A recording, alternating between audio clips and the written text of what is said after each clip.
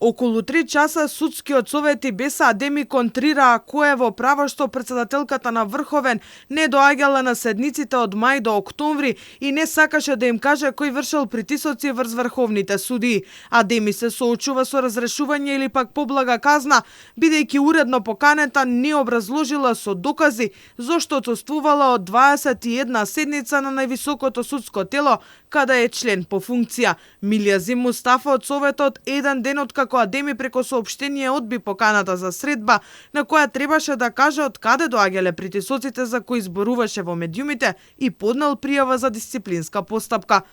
Не само што го попречи и оневозможи, Судскиот совет во остварување на основната цел, а тоа е да ја обезбедува и гарантира самостојноста и независноста на судската власт преку остварување на своите функции согласно со Уставот и законите. Туку и покажа професионална и правна некултура.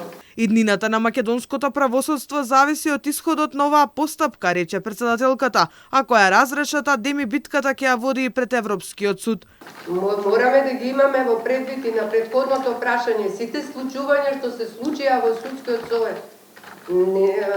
Секако дека беа демотивирачки и на од професионален аспект за сите нас судиите.